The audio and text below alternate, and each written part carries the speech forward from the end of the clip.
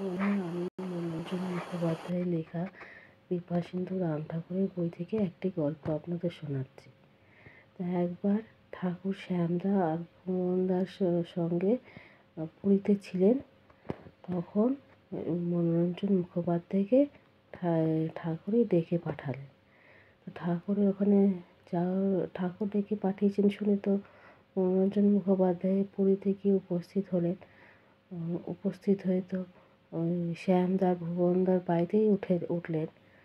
তো ওঠার পর তো ঠাকুর মনোরঞ্জন মুখোপাধ্যায়কে দেখে খুব খুশি হলেন। বললেন যে, আপনি কি সমুদ্র দেখেছেন?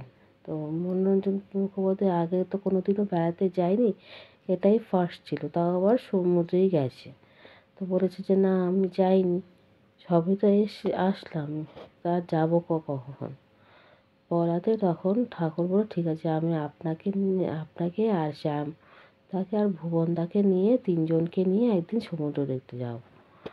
বলে তো একদিন যাওয়া হলো সমুদ্রে। যাওয়ার পর ওখানে যে যখন ঢেউ উঠছিল তখন ঠাকুর বললেন, মনোরঞ্জন মুখোপাধ্যায়কে উদ্দেশ্য করে বললেন, প্রথম যে ঢেউটা আসছে সেটা হচ্ছে জগন্নাথ, দ্বিতীয় ঢেউটা আসছে সেটা হচ্ছে সুভদ্রা, আর তৃতীয় ঢেউটা আসছে সেটা হচ্ছে বলরাম। এরকম করে ঢেউগুলো আসতে থাকে। তো তারপর এখানে কিছুক্ষণ ঘোরাঘুরি করার পর ওনারা ফেরত যখন যাবেন তখন ঠাকুরই মনোরঞ্জন মুখোপাধ্যায়কে হাত ধরে নিয়ে গিয়ে জগন্নাথ মন্দির দর্শন করিয়ে এসেছিলেন। কিন্তু তখন মনোরঞ্জন মুখোপাধ্যায় অল্প বয়স থাকাকালীন তখন উনি জগন্নাথকে দেখেই খুব খুব খুশি হয়েছিলেন, আপ্লুত হয়েছিলেন, খুব আশ্চর্য হয়েছিলেন। সব কিছু মিক্সড ফিলিং। একজন লোক প্রথমবার ঘুরতে গেছে, তাও আবার জগন্নাথ পুরী ধামে গেছে, ওখানে কি জগন্নাথকে দেখছিলেন, একটা মনের মধ্যে যেরকম একটা এক্সাইটমেন্ট ফিলিং হয়, ওই এক্সাইটমেন্টে উনি জগন্নাথকেই এক দৃষ্টিতে চেয়েছিলেন। কিন্তু তখন ওনার বয়স কম হওয়াতে আর ওনার জ্ঞান বিবেক বুদ্ধিও সেই কারণে কম হওয়াতে উনি এই জিনিসটা কখনো বুঝতে পারেননি যে স্বয়ং জগন্নাথই নিজে হাতে ধরে আপনাকে এসে যে পুরীর জগন্নাথ দেখাচ্ছে। তা যাই হোক, পরে মনোরঞ্জন মুখোপাধ্যায় এটা বলেন যে, এটা যদি তখন আমার ম্যাচুরিটি থাকতো বা আমার এই বয়সে এসে যখন আমি এই গল্পটা লিখছি, এই বয়সে এসে লিখলে তখন আমি এটার মাহাত্ম্য বুঝতাম যে স্বয়ং খোদ জগন্নাথই জগন্নাথে পরিদর্শন করেছে। এটার যে একটা আলাদা মাহাত্ম্য, আলাদা মহিমা আছে, সেটা আমি এখন এসে বুঝতে পারি। আর বুঝতে পারি দেখেই তখন আমি লেখালেখি স্টার্ট করি।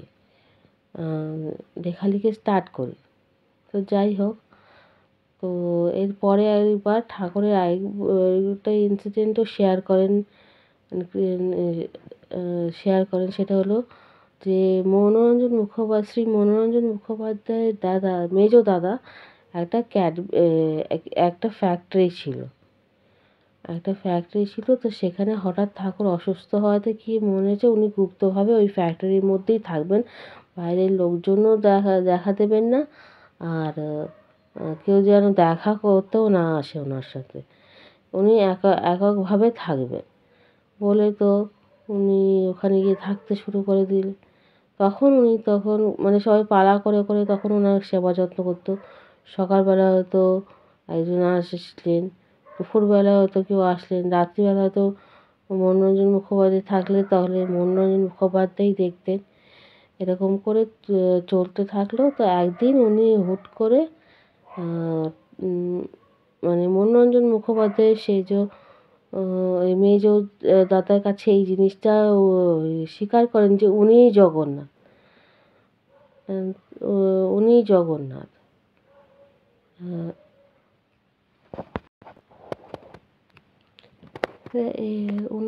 সব স্মৃতিচারণ,